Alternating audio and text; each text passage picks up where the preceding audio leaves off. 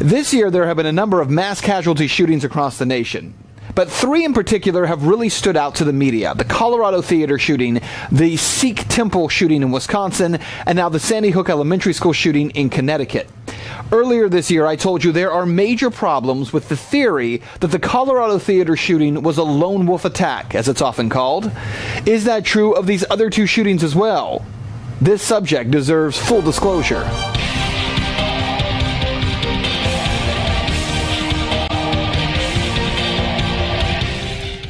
It was Friday, July 20th, 2012. Police in Aurora, Colorado say 24-year-old James Holmes walked into a theater during the premiere of the Batman movie The Dark Knight Rises.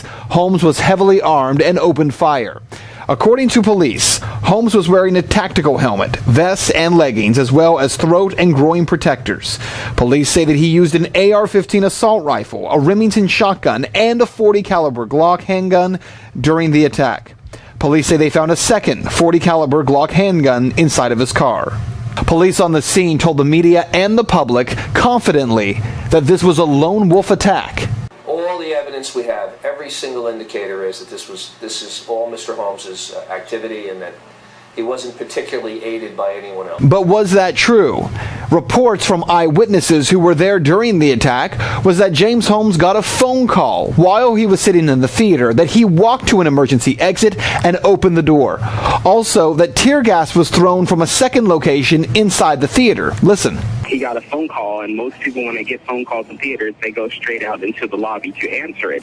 This person went directly to the emergency exit. He had his foot propped open by the door, and from the crack, it looked like he was signaling somebody or looking for somebody to come his way. As I was sitting down to get my seat, I noticed that a person came up to the front row, to the front right, sat down, and as credits were going, I noticed it seemed like he got a phone call. So he went out towards the emergency exit doorway, which I thought was unusual, to take a phone call. From what we saw, he wasn't alone. He had someone with him because the second can of tear gas didn't come from his side. The official story from police, this was a lone wolf attack involving just one shooter, James Holmes. Police, of course, were not there during the attack.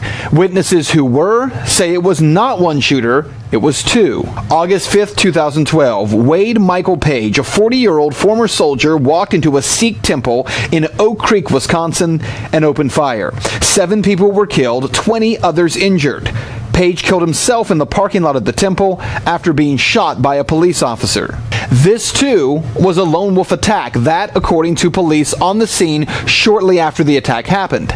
But again, in this case, according to eyewitnesses, that was not the case. My dad is out and at the hospital, and we're just relaying information back and forth and trying to get as much info as possible. What, if any, have you learned from him about what transpired inside, or from your mother?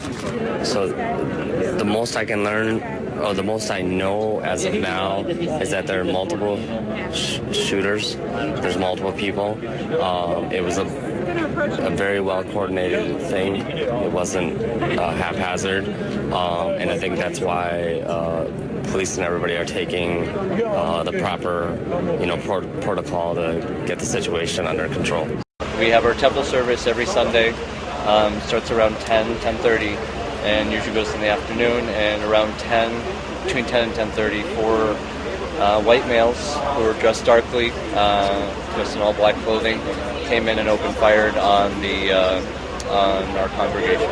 In that case, witnesses said at least 4 people had opened fire, and it was not simply one lunatic. They were 4 well-trained people who seemed to know what they were doing and had a plan. Sandy Hook Elementary in Newtown, Connecticut comes under attack. As you know, 20 young children were killed along with 6 adults. The 7th adult, the reported shooter, 20-year-old Adam Lanza, who died of a self-inflicted gunshot wound to the head. And again, police on the scene telling us this was the work of a lone wolf. That is what police have said. But again, there is evidence beginning to emerge that I have reports that the teacher saw 2 shadows running past the building, past the gym, which would be rear base, near shooting. For instance, take this video of 2 people seen running through the woods shortly after the shooting. Now, the man that you see here who's running and is actually caught by police was put in handcuffs and then placed into a car. He'd walk a guy out of the woods. I saw him walk a guy out earlier with handcuffs. He walked by us and said he didn't do it. It was a grown man. A grown man, yeah. He's sitting in the front of the police car over there now. So, I mean... He didn't have a gun? No, I didn't see any gun. Just had him handcuffed. And he walked by us and looked into parents' eyes and said, I didn't do it. How was he dressed? Camo pants with a dark jacket. Turns out he may have been the father of a student who arrived at the scene and was scared. But there is, at the top of this video, a second person in the woods who's seen for just a brief moment. No report as to who this person actually was. So what you need to know here is that in all three of these cases, there isn't just wild speculation that maybe there was more than one shooter. In fact, there's a good reason to question this whole narrative, because there's been no evidence so far, no evidence provided by police, other than what they've told us, that there is only one shooter here. There's an easy way to prove it. Police have not yet released the surveillance video outside the theater in Colorado. Show the video and prove that it was one person. Just as they have not released the video outside of Sandy Hook. Again, show the surveillance video, prove it was one person. You see, these questions are worth asking of law enforcement until they provide evidence otherwise. And that is full disclosure.